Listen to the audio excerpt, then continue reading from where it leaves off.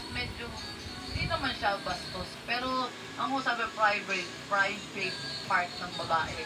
Nabasa ko na parang, ang private part ng babae, hindi pare-parehas. Oo, As in, talaga.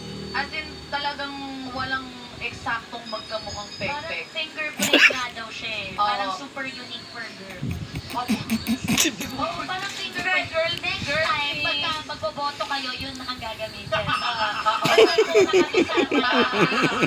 Kasi kunyari, sorry po, sira-sira po yung fingerprint ko kasi ano po, nagsaka po ako kanina.